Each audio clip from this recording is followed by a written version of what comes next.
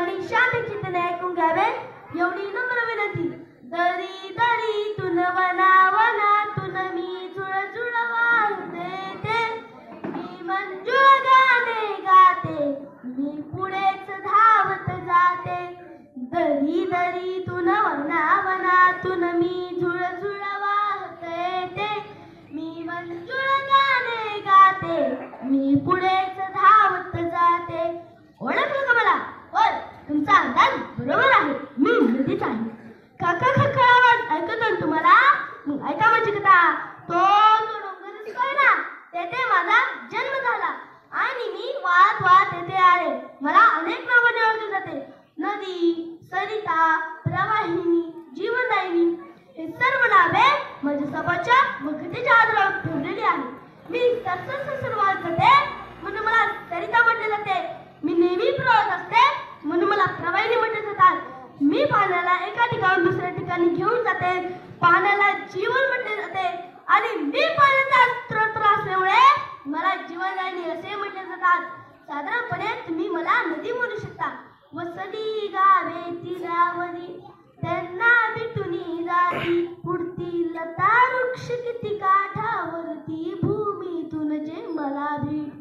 मी जुळजुळ वाहते ते, मी पुढेच धावत जाते. वाटेत मला अनेक लहान मोठे नदी नाले ओढे मिळतात. मग माझे पत्र विशाल होत गेले.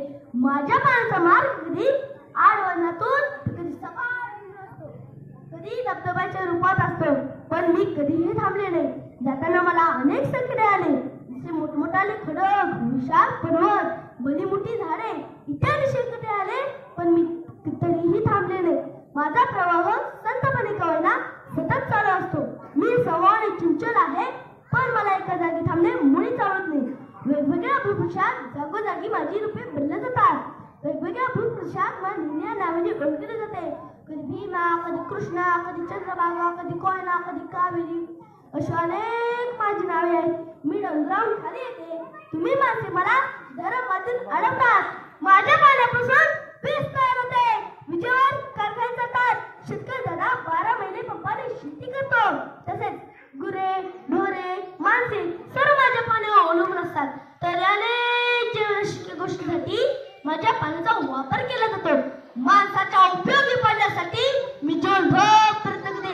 माझ्या पाण्यामुळे झाडे टवटवीत हिरवीगार होतात. हे कार्य माझे सतत चालू असते आणि यातच माझी जीवनाची सार्थकता आहे. गावागावात जत्रेच्या दिवशी खण, नारळ, फूल यांच्या रूपात माझी ओटी बनली जाते. त्यावेळेस माझे खूप सुख होते. परंतु नाही, याचे कारण तुम्ही लोक येता. माझ्या पाण्यामध्ये गावातील सर, खाण, प्लास्टिक, फुले, टाकाऊ वस्तू इत्यादी वस्तू टाकतात. त्याचबरोबर काही रसायन मिश्रित पाणी माझ्या पाण्यामध्ये सोडले जाते. हे सर्व पाहून माझे स्वच्छ, सुंदर, पवित्र पाणी दूषित होऊन जाते. कधी कधी राग येते जलप्रदूषणाचा. करावेर धारण, दोन टाकायचे सरखान. पण परत विचारतो, तुम्ही मला मायेने माता म्हणता म्हणून तुमचे सर्व अपराध सतत पोटी घालत असते. काळानुसार नदीचा दर्जा बदलला जात आहे. मानवी हस्तक्षेपामुळे जगातील बहुतांश नद्या प्रदूषित झाल्या आहेत. जुळजुळणारी एक नदी कधी थेही नांदत होती, आज तिला दृष्ट लागुनी गटार बनून वाहत होत. वैज्ञानिक प्रगतीमुळे मानव जास्तीत जास्त सुखाची साधण्याच्या आहारी जात आहे. या साधनांच्या उत्पादनात निसर्ग चक्र खंडित होत आहे. शहरीकरण, औद्योगिकरण, विविध संशोधने यामुळे जास्तीत जास्त जल प्रदूषण होत आहे. पाण्याचे संकट, पाण्याची अशुद्धता, पाण्याची कमतरता हे सर्व प्रश्न भेडसावत आहे. अरे माणसा, करू नको तू जल प्रदूषण, होऊ नको या जल प्रदूषणाचे कारण. तू थांबव आता जल प्रदूषण, नको आणू जवळ मध्ये. जल प्रदूषण 100% मानव निर्मित आहे, निसर्ग निर्मित नाही. म्हणून सर्वांनी बी पाणी दूषित करणारे असे ठरवून स्वच्छ पाणी, सुंदर पाणी या मोहिमेत सहभाग घेतला पाहिजे. तसेच माझ्या नदी पात्रात रासायनिक खते टाकण्यापासून अटकाव करा. सेंद्रिय शेतीचा वापर करा. खत आणि कीटकनाशके मर्यादित वापरा. शाडू मातीच्या मूर्ती, नैसर्गिक रंग वापरून सनातन सात्विक आनंद मिळता. पाण्यात त्रुटी फिरून मग पाणी प्या आणि काठेतील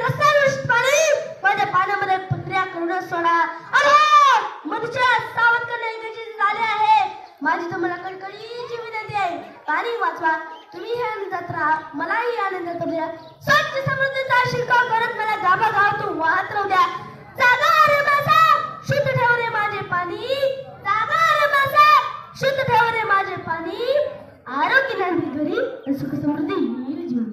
आरोग्य नांदेल घरी, सुख समृद्धी येईल जीवन. मी गंगा, मीच मुना, मीच तापी, मीच नर्मदा, मुळा मुठान कावेरी, मीच प्रळा आणि मीच गोदा. वाहतो आम्ही जीवनभर केवळ जलकल्याणासाठी. वाहतो आम्ही जीवनभर केवळ जलकल्याणासाठी. स्वच्छ ठेव रे आम्हा मानवा, सुख समृद्धी येईल भेटी.